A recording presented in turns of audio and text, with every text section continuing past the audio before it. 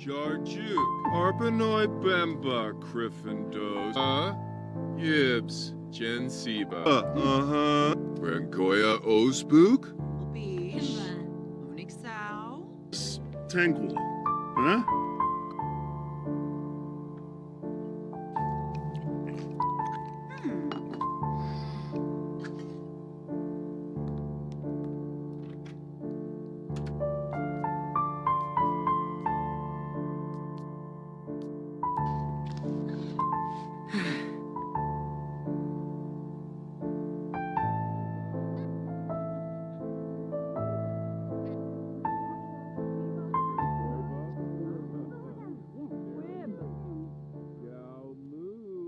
Hey everyone, and welcome back to another Sims 4 speed build video. And today I am building this British Academy / English school. So I've been talking about building this thing for the longest time. Yeah, like I don't know how long I've been drawing out the process of me talking about how much I was building this thing. And yeah, and as you can see, I ended up finally doing it. Well, I did build it. I built it actually a month ago. I built it before I built the desert village actually. But then for whatever reason, I was just like, oh, this is such a good build. But I don't want to post it yet. Like I'm waiting for the right time to post it. I think if you guys are going to start seeing a trend, you need to start seeing my best builds are going to be uploaded on Fridays.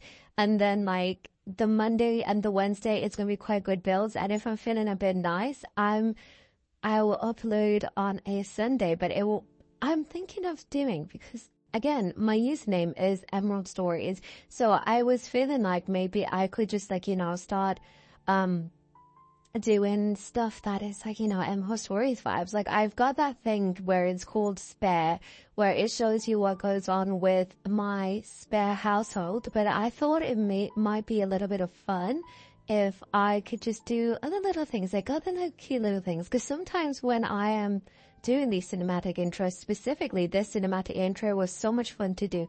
I get so inspired and so like wound up on the storyline and what's really going on with my Sims rather than what's going on with the build. I've done it for this slightly, but I've done it even worse when it came to the Sims 4 Chateau.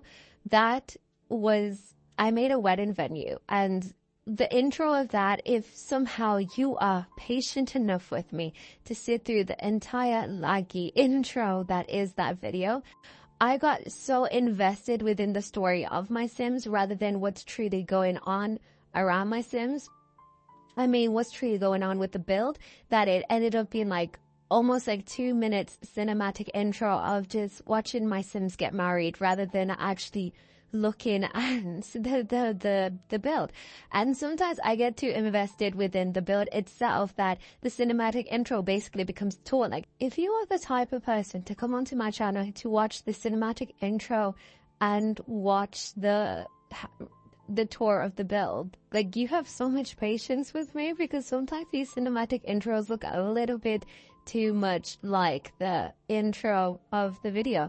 Like I remember today when I did it, I was really conscious of not doing it with the desert village. I was so in my like head about it, and I was so excited to show you guys everything with it within the cinematic intro, but then I was doing it and then I was like, wait, hold on for a second, because I'm about to show everything within this build. And to be fair, I couldn't show everything in the build because there was some things that I shouldn't show in the first 30 seconds of a YouTube video. So I was like, well, it's not even bad, but I'm not risking demonetization. So I was like, I'll just put this on the a room tour thing.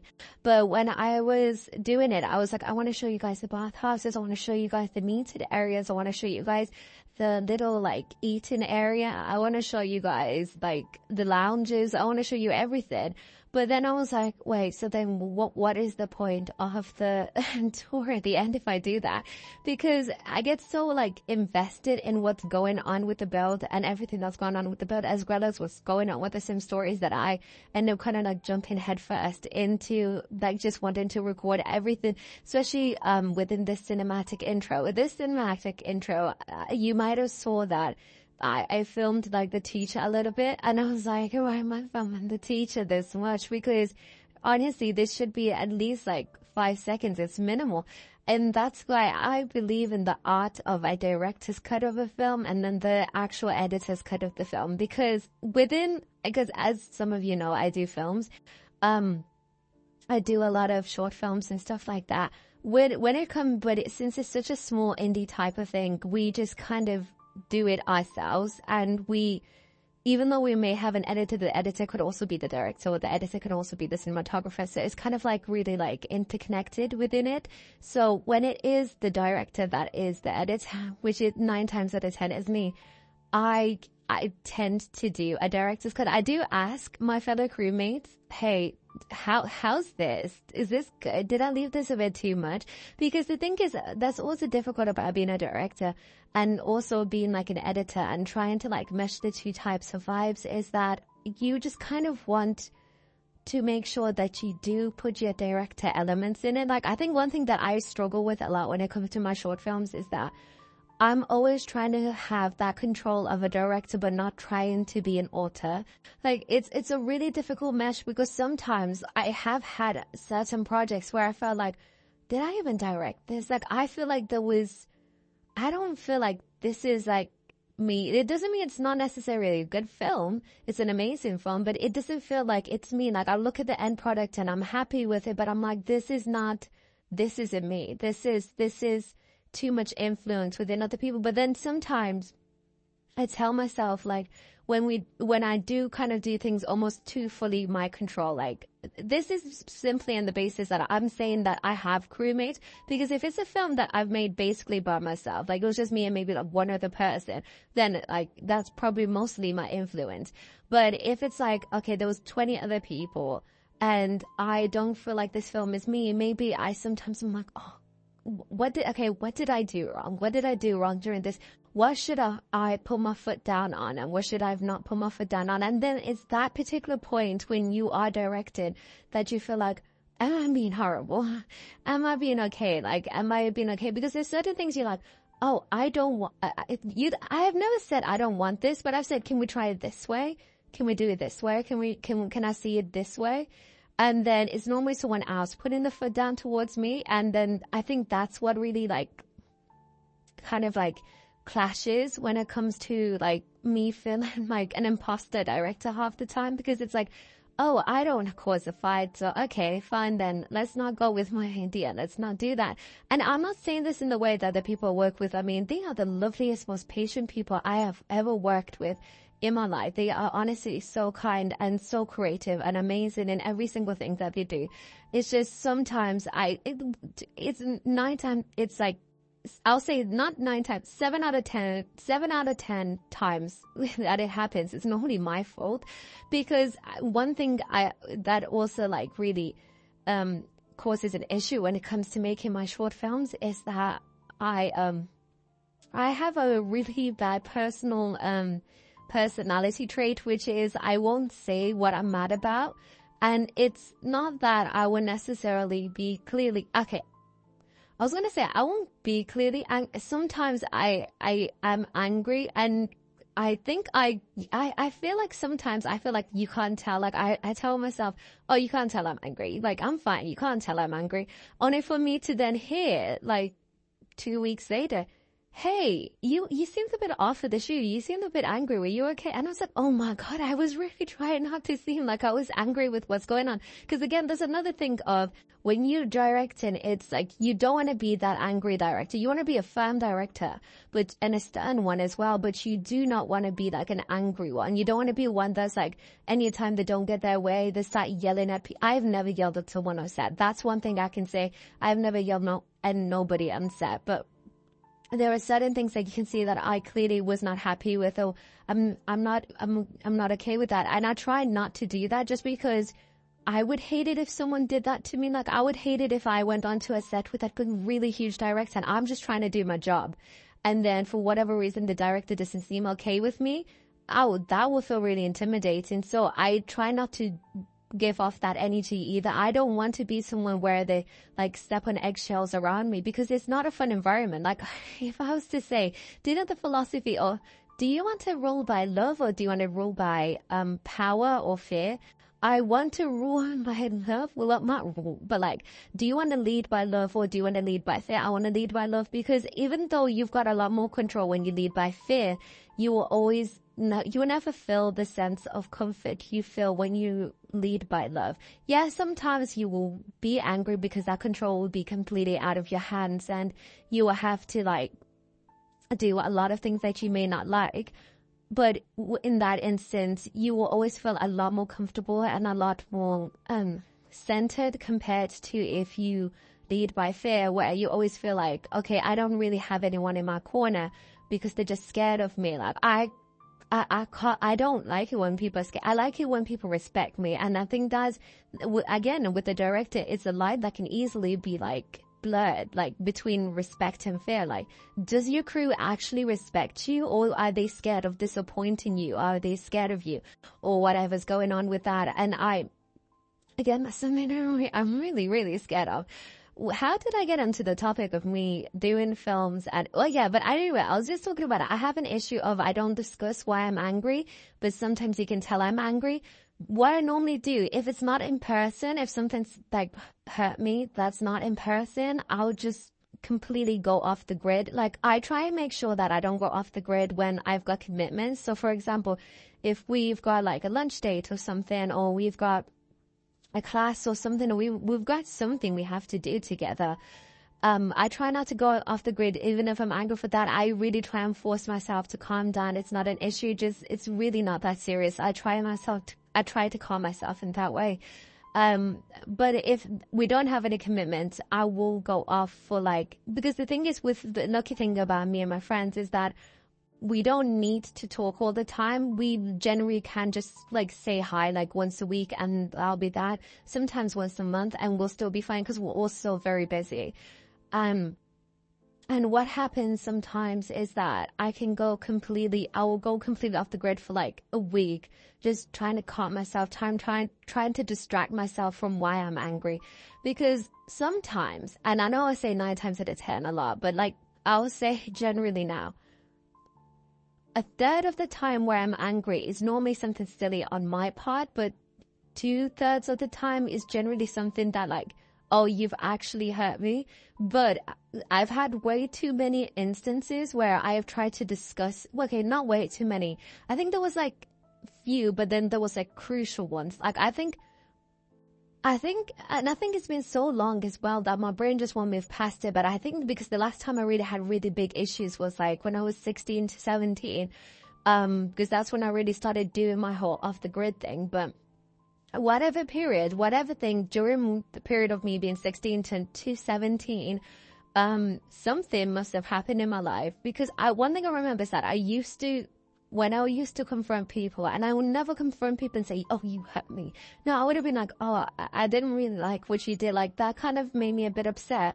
I've had, like, and I'm going to say, because it's making me seem like I've had it horrible. I haven't. Well, we've all been horrible, but it's like, it was more like, oh, okay, but I didn't mean to. And then it felt like an invalidation of my feelings. So then I was like, oh, okay.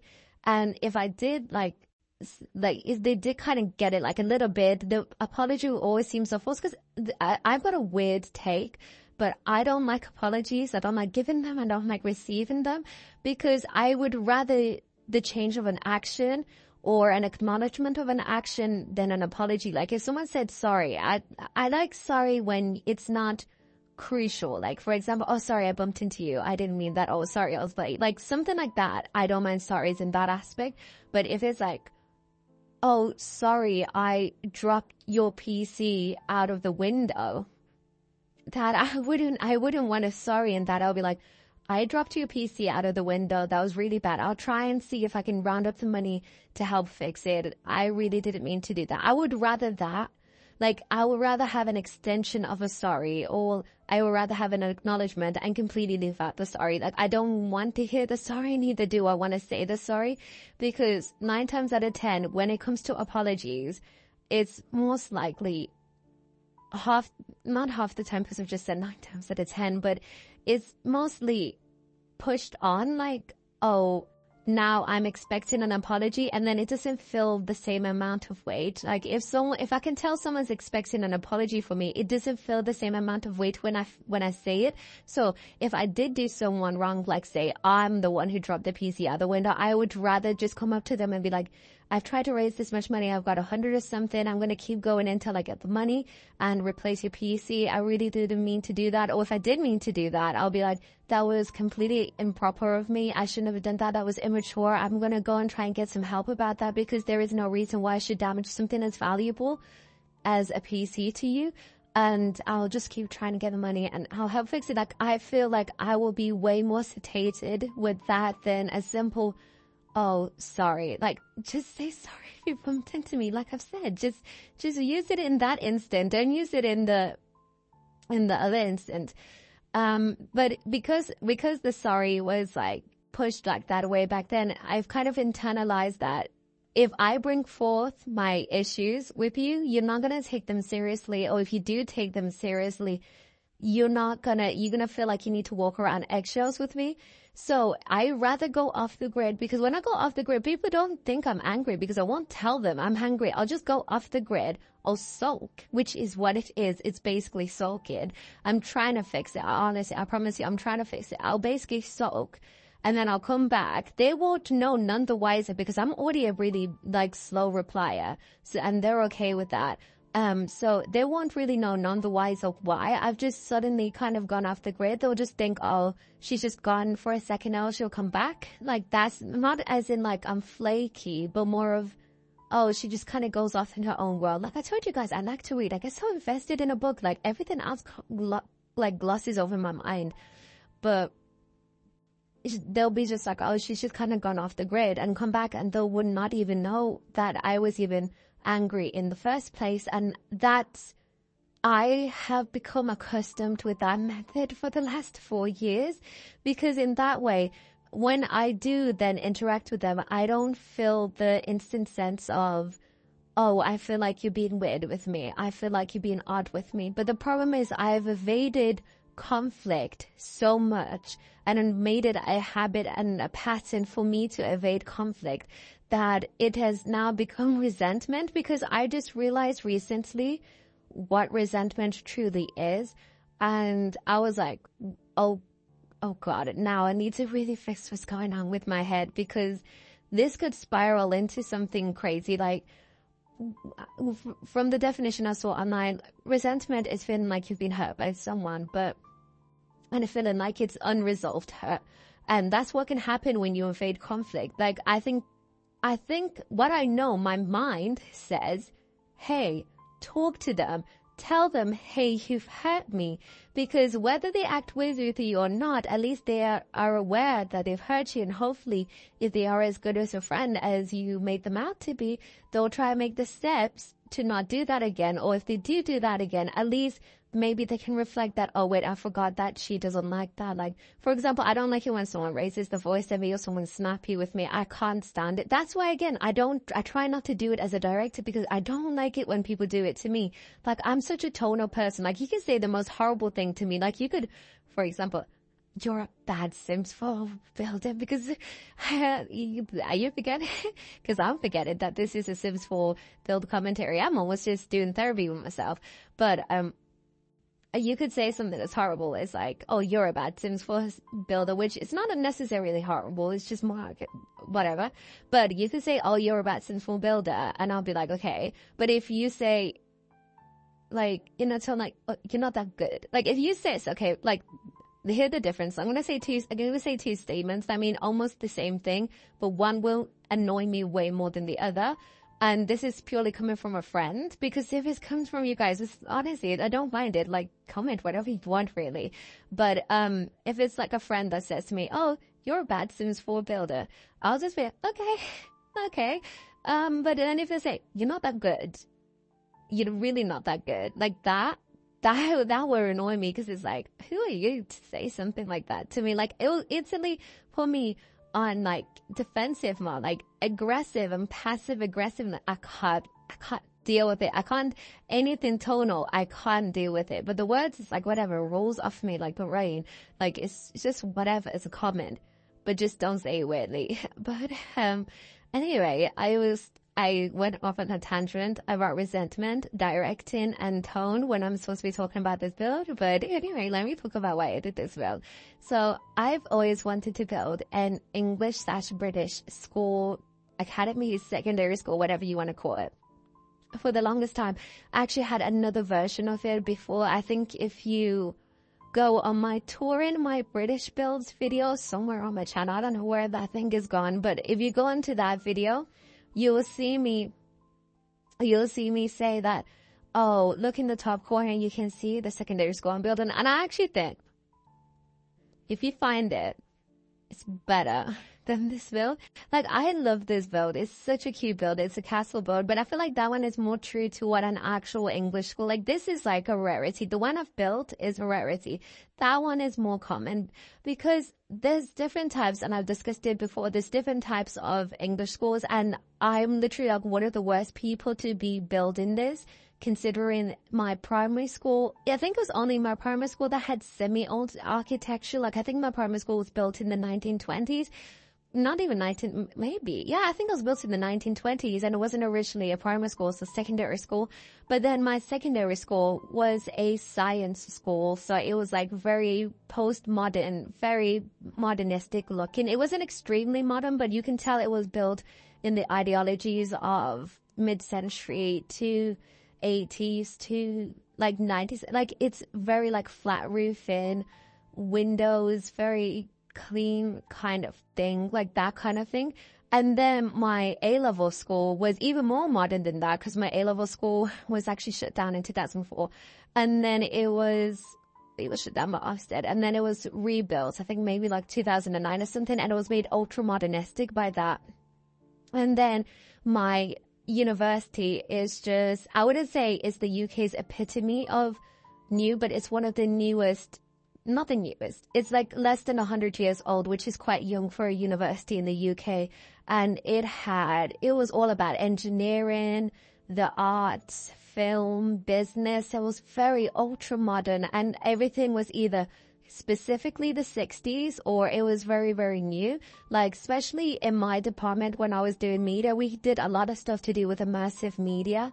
So we had just so much like unique and new things, and it gave such a new vibe. So when it came to me building this thing, I was like, where am I basing this off of? You know what should I base this off of? I should base this off of Oxford. I've never wanted to go to Oxford University because this does look more like a uni campus than it looks like a secondary school campus. Because a secondary school, I just feel like if you type in British secondary school or UK secondary school, whatever, they're gonna look very different from this, very different, because a lot of them do have quite modern looking architecture. And if they don't look modern, they are probably a grammar school or a private school. A private school more looks like a manor conversion, because a lot of private schools are manor conversions.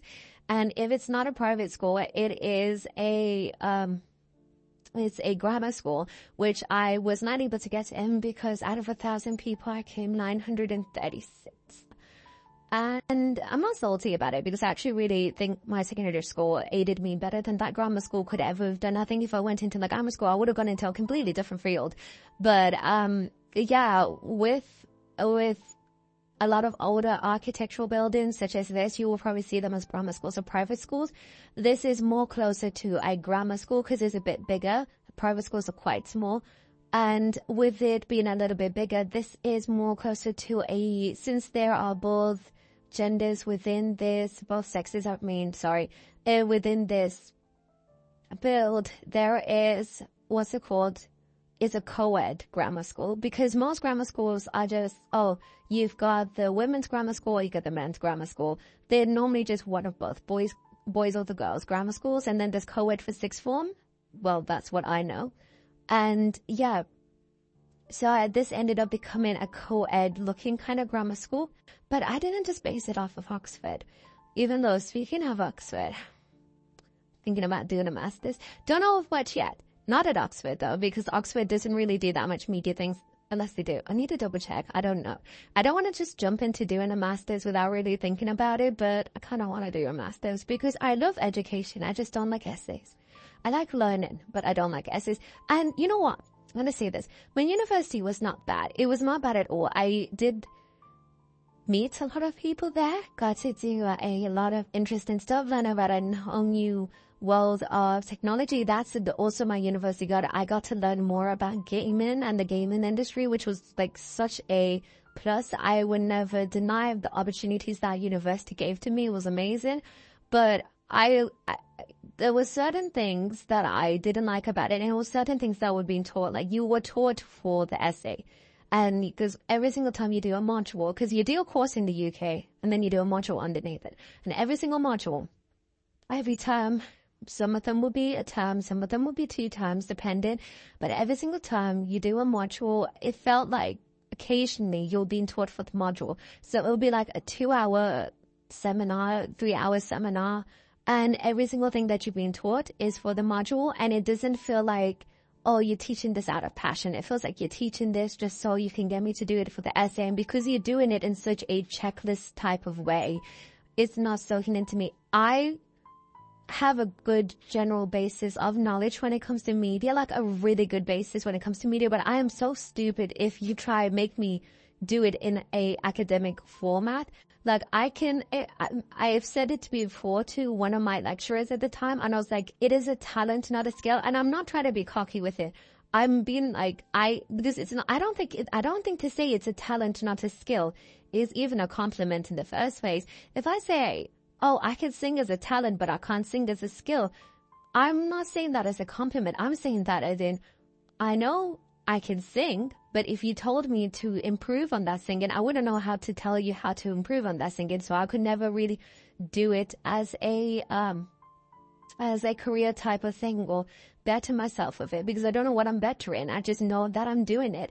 And that's what I feel like when it comes to media. Like, it's a talent, not a skill. I can make you a good short film. I can make you a good manga, a good webtoon. I can make you a good song. I can make you a good broadcast, magazine, photo shoot, anything to do with media. I can do it. But I can't tell you specifically how I made that look so good. I just used to that's why I was so good at the practical version, but I was so bad at theory just because I didn't know how I made it. And even though during practical we were taught certain things, like we even taught the Fibonacci sequence when it comes to placing things and people within a media format. Like, for example, films and stuff like that. We were taught all these things, and the third rule on films and everything like that when it comes to cinematography and position and stuff like that. It will like go in my brain, and it will just kind of like, I saw something weird on TikTok recently, but it was like, there's a second you inside your head. I don't know how much I believe that, because that would freak me out, because sometimes I'm looking in the mirror and I'm like, am I looking at myself, or am I looking at myself? Look at myself. That's like, I sometimes feel that, and I try not to go too deep into it because my brain is really weird, and I'll discuss that in another video, but my brain really is weird sometimes. So, they were discussing how there's a second you. And I was thinking, oh, so do you mean your subconscious? Because that is the second you. I've discussed it many times before about how it feels like, oh, you're just walking to work, but you don't know how you got there. You're just there in the end. That's what it's like when I do media. It's like I'm walking to work, but I don't know how I got there. I'm just there now. But if you told me, hey, how did you get here? I'll be like, I don't know, I don't know how I got here. You tell me, how did I get here? And it's normally something like that. And I think that's what I struggled with a lot when it came to media. And that's why I struggle with it academically occasionally, like in the practical way, fine, whatever. But when it came to the theory way, it was just like, okay, so you made this really good film. Even my lecturer said it. My lecturer said it on my dissertation. He was like, if it was not for the short film you did, the mark you would have gotten would have been so much lower. Because he hated the written version, because my dissertation, there was a written version and there was a practical version. And in the practical version, I did like a children's book, I did a short film, I did a documentary. I did like a whole thing about it. but in the written version, I was basically talking about the theory around it. And the theory was just, this doesn't make sense. This is not enough. I don't know what's going on here. I don't feel like you've added enough support to this. I don't feel like you've developed this enough. And then in my feedback from my dissertation, bear in mind your dissertation is the last thing you do in your academic journey for that specific thing you've studied for. So for my BA, this was the last ever piece of work I'm ever going to hand in. So this feedback was going to be the most crucial thing and also the most non-consequential thing, because it's like, after this, yay, unless I'm doing a master's, I'm never going to need this feedback. But it's also like, this is basically like the sum up of who I have become after 3 years of university. This is the thing that's going to tell me that who I really am and who I've become, and basically who I am now that I've finished university.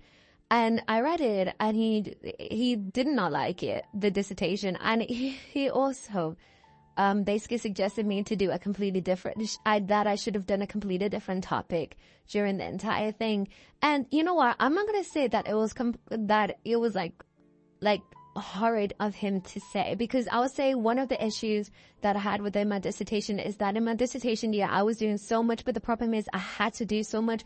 Because as great as it is to have a degree in the UK, they care about experience, and I needed to get that experience. So sometimes when I really should have been doing a lot more work on my dissertation, I was going to work, or I was working for my own company, or I was doing something like that. I was just doing something when I should have been really concentrating more on doing my dissertation. And it is because of that I feel like I did lack in certain areas when it came to my dissertation. I do feel like I could have done way more research than I did. I did more than I've ever done, but I feel like for a dissertation, I should have done way more research. But the thing is, I just needed to get that degree. And I knew that regardless of what I get from my dissertation, I was going to get that degree.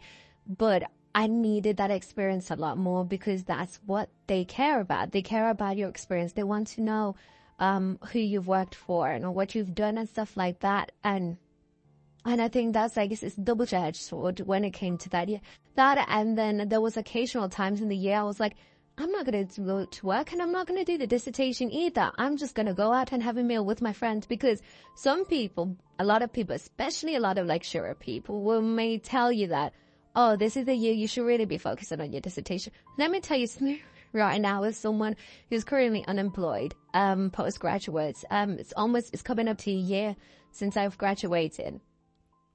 Yeah, it's important for you to do the dissertation. Don't get it twisted. Do your dissertation. I didn't do mine at the last minute, but make sure you do your dissertation, right? It's important to do your dissertation, but it's also important to hang out with your uni friends if you've made any, especially if they're international students, because I promise you this right now, you're not going to have the time to meet them. You're not either if you're someone who relies a lot on student finance and maintenance money. If you live in the UK, maintenance money is basically a loan from the government to help you with all the things surrounding university. So your tuition money, the government pays for your university up to 4 years, right? And then it pays for your master's, but your master's, you don't get a maintenance money. In your master's, if it's a year, you get 12 grand. If it's 2 years, you still get 12 grand. You just need to ration it out. And that's why a lot of people don't do their master's until quite later on, because you need quite a bit of money, because you don't get the maintenance money. Because the maintenance money within the UK, you are normally using that to fund your accommodation. And I've said this in my previous UK university housing, so I'm not going to delve into it too much. But you normally use that to pay for your accommodation. But depending on how cheap accommodation is, you're going to have to work on top of that like I did. But with that in mind, sometimes you use that maintenance money for other things to help you just as a university student.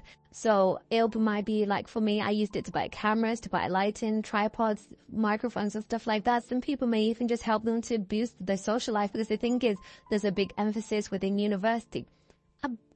Above, it's a little bit shallow, but there's a big thing to do with university when it comes to mental health, because a lot of people understand that this is a very trying time for a lot of people. Like, this is peak academia, because I saw this thing before that said, in university, it is less work than your A-levels, but it's more mentally taxing. And I totally agree with that statement. A-levels, I was putting in like almost like 5,000 words every week because I did 4 classes and one of them was triple science. So it was like so much work every single week to do it, but it wasn't as mentally taxing because you didn't have to get it so picture perfect every single time, because I did like 3 B-Techs and 1 A-level. And I didn't have to do a picture perfect every single time. Sometimes I could be a bit more like relaxed with it, but it still had to be 5,000 words, but I could be more relaxed with it, but I still had to have it referenced. So I had to do all of those kinds of things. And it was never the end final product when I did it. So I could constantly bounce back with my teacher for feedback. But in university, you got your term, you learn your thing, you do your essay, you hand it in, and that's it. And that's it. And that's what can make it mentally taxing, because you know whatever you hand in is going to be part of your final grade of that year. And it's stuff like that that can be really like mentally taxing for a university student. Also the fact that you're in a completely different place, and also the fact that you're with completely different people, a completely new environment, and sometimes you have to work on top of that. It's just a whole mess. Some universities do say that mental health is important. So when I said it was shallow before, some universities are really shallow when they say that, because they may say that, but they don't improve the facilities when it comes to mental health. Neither do they do any communication within the lecturers that, oh, this is important for a student, mental health or stuff like that. It's a very shallow concept sometimes for them. But then there's also, the reason when I'm talking about mental health within university students is that sometimes you can utilize your maintenance money to help aid that. So if you've got a little bit left over, go to therapy if you can get it, or just go and do something with your friends, or do something to help yourself relax. So if it might be a gym membership, use your maintenance money to get a gym membership. If it's to go to like tennis, go to tennis and use your money to join a tennis club. Like, just use your maintenance to do that. And the reason why I'm even talking about maintenance and all of this is because I was talking about, because you probably forgot what I was talking about, or I'm just trying to use this to, not ramble too much. But it's, I was talking about the importance of doing your dissertation, but the importance of hanging out with your friends, because you might not have the maintenance money. I surely miss it. I do miss it, because I can't even do anything really without it. I'm very lucky and blessed to be able to have parents that financially support me in a lot of things, but it's not the type of financial support you had when you had maintenance money. It's far shorter, and there's a lot more guilt with it as well. Because maintenance money is like, oh, I'll take money from the government. My parents, I don't know. I would rather get a job because you guys already do so much for me. So it's like, it's really like, it's a double-edged sword. So like, also just utilize the maintenance money. Have fun. Go out with your friends. Go get a Nando's. Like, you do you. Go have fun. Go do your thing. But yeah, no, why was I talking about dissertations and everything like that? But yeah, this school, yeah. I based it off of Oxford mainly, because again, also, I have been on my dark academia thing. I know I talk about it every single video, but you have to bear with until it leaves. But I have been on my dark academia thing, and it's not, I thought it was going to start. It's getting big, guys, slowly rising. I am reading a book, like finishing a book every 2 days. It's getting serious. It's not getting serious. It's already serious. It's getting critical. Like, it's getting so critical. But there was a period before, I think it was like 2 days ago, where every single book that I was touching, because I told you guys that the reason why I'm being so steady with my upload schedule is because when I need to read, I read. But if I need to know that I need to create a video, I need to edit or something like that, I'll just get my phone to read out the book to me, so I can still enjoy reading whilst, building or editing and stuff like that. So I don't need to sacrifice one for the other. And, with that in mind, I was trying to get into, I think it took me like 4 books. Like, I read the first 50 pages of 4 books and it just won't work. And I was like, no, that's too much like the trope. Like, you've leaned into, I think originally I would have liked those books if I hadn't been so deep within that dark academia genre, because it's like sometimes when you read a book and it's like, oh, I would have liked this if I was a newbie, but I'm not a newbie anymore. I want something else. So it was like too much of, oh, they've gone to university and there's a secret society. And I was like, I've read so many versions of this. I want something else. And it was like, and it's also the problem is when you get so, and like, it was a hyperfixation, I can't lie. But when you get so hyper-focused on a specific genre, it then ends up being really bad because it's like, okay, it's not even the author's fault anymore, because I know in the other video I was talking about how some books are really bad, and honestly, some books are really good. It's just I am so inside that genre that I'm wanting something a bit too specific. Do you get what I mean? Like, oh, like, for example, my favorite genre, fantasy. I love and then if you mix it with dark academia, come on, like, that's like the perfect mix. But anyway, I digress. Book genre.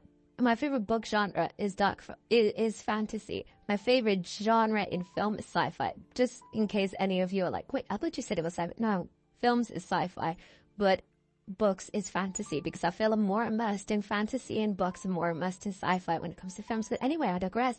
When it comes to, say, for example, I'm a really big fantasy fan, but if for someone who just like literally walks past fantasy every now and again, they might look at fantasy and be like, oh, this is a good book. This is a good book. This is a good book, because they read a fantasy book like once every blue moon or every fortnight. So it works for them. But for me, who actively just goes for basically the same genre every single time. So since I'm in my academia thing, I'm reading like academia back to back for like the last 2 months. Of course, I'm going to end up getting a little bit picky, but someone else might find those books fun, but I'm no longer finding those books fun. I want to have something a bit more, with a bit more earth to it, a bit more. And then that ends up making me want to go into more like very plot, because I do read, I told everyone that I think I've said to you guys before, I like to have books with a genre like sci-fi or fantasy, but there always has to be a romantic underlining. The romance can't be the forefront, so it can't be, oh, she meets him at this university and they're falling up. No, I don't want that. I don't want that. I will walk away from that. I want it to be, there is a secret society in this university, and then Eden finds Adeline and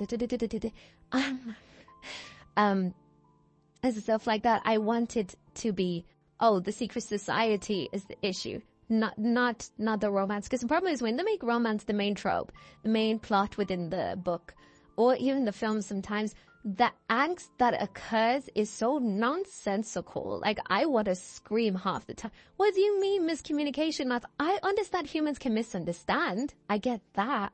But miscommunication, what do you mean you've just run off? How can you run off and say, save it?